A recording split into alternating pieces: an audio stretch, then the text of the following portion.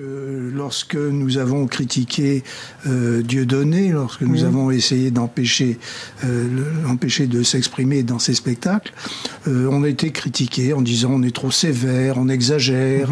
Après tout, la liberté d'expression c'est important.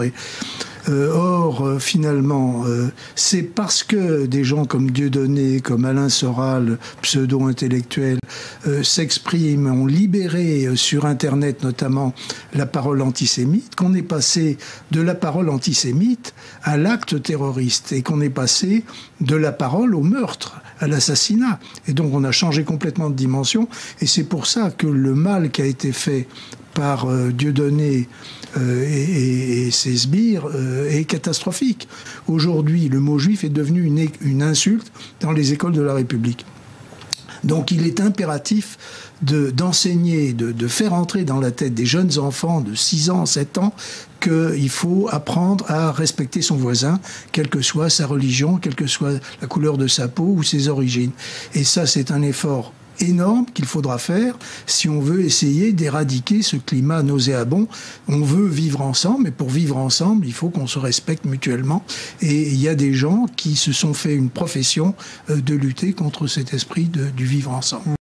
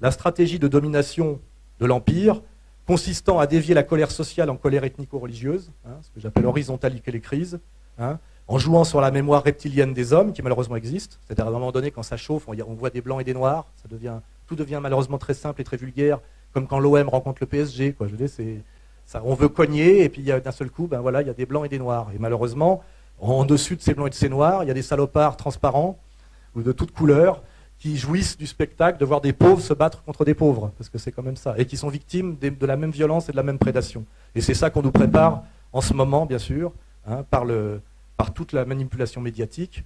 Je le dis aussi par la bêtise de certains, malheureusement, parce qu'il faut aussi ce que j'appelle des collabeurs. De l'autre côté, il y a des F de souche. Enfin, vous voyez, c'est les mêmes, c'est ça qui est triste. C'est les mêmes abrutis des deux côtés, mais malheureusement, c'est là où moi je suis universaliste. On retrouve dans toutes les catégories sociales, humaines, raciales, etc., les mêmes salopards pour trahir partout. Voilà, moi je parle de comment sauver la France, comment éviter les pièges, notamment le piège du choc de civilisation.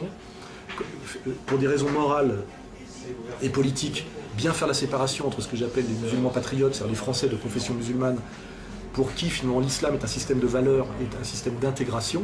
La France est un pays très spécial.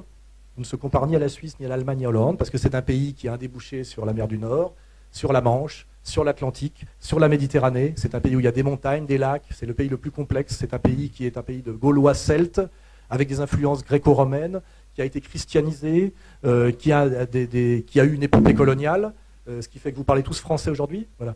Et cette France est un pays complexe. C'est un pays, en général, où les étrangers réussissent bien, historiquement, sauf depuis 20 ou 30 ans où ça se passe moins bien. C'est un pays où depuis très très longtemps nous avons eu Mazarin, enfin des étrangers qui ont fait leur place en France. C'est un pays d'où on s'en va très peu. la France est très peu présente en Amérique, etc. Parce que les endroits dont on part, c'est les endroits de malheur. C'est pour ça qu'il y a beaucoup d'Irlandais aux États-Unis. C'est pour ça qu'il y a beaucoup d'Italiens, d'Espagnols, de Portugais en Amérique du Sud. Les Français, il n'y en a qu'en France, parce que la France est le pays du bonheur. Il faut quand même le savoir. Donc les gens ne s'en vont pas, parce qu'ils n'ont pas de raison de partir, de fuir la misère, etc. Et il n'y a pas de raison, je dirais, d'une certaine manière, que ça change. Car en fait, la France est un pays qui a un savoir incroyable, technique, etc., qui a des atouts énormes, et qui aujourd'hui est un pays malheureux et persécuté, et je le dis en tant que Français, parce qu'il est sous la domination d'une oligarchie satanique, pilotée, à mon avis, des États-Unis, qui a organisé d'ailleurs l'immigration, parce que ce qui est incroyable, c'est que les gens qui se plaignent aujourd'hui des musulmans, on voit très bien qui c'est, sont les mêmes qui ont fait venir les immigrés. Or, comme je le dis, ces musulmans que vous montrez du doigt, ce sont les immigrés d'hier. Hier, c'était des chances pour la France, et aujourd'hui, c'est les ennemis de la laïcité.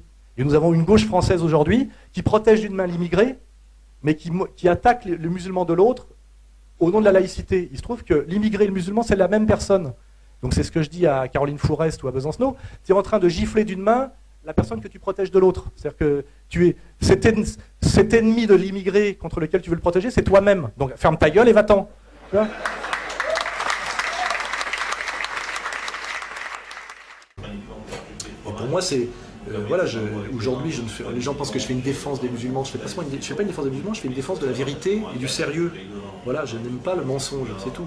Donc je dis, moi, il y a toute une partie de Français originaires de l'immigration qui ont été amenés par la gauche mitterrandienne à la haine de la France et à la délinquance, par les idées gauchistes, libérales, ethnistes, même parfois racialistes, on le voit bien, hein, il y a un racisme à l'envers souvent, et qui peuvent être sauvés de ça par une religion millénaire qui est un moyen de s'intégrer et de s'élever.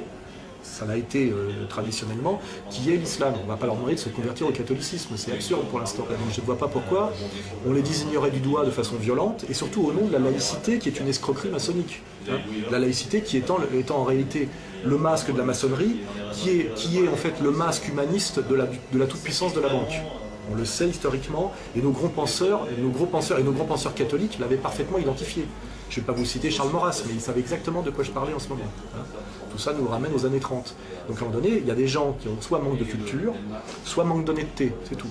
Et moi je demande d'élever le niveau de culture et d'honnêteté pour accéder à la vraie politique. La vraie politique, c'est pas de déclencher le baston dans le quartier, c'est pas de la politique, c'est de voir comment sauver la France par rapport aux pièges qui lui sont tendus depuis des années, qui sont l'immigration imposée par le patronat, les loges et donc la banque, effectivement pour soumettre ce pays à la loi marchande intégrale, voilà.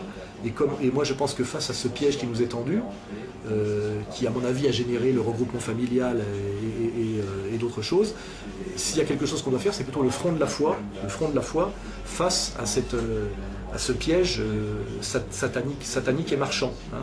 Et surtout pas la guerre de religion entre pauvres Français on va dire de chrétiens et pauvres Français musulmans pour le plus grand plaisir de l'oligarchie qui manipule tout le monde. Le choc des civilisations, c'est la théorie des néoconservateurs.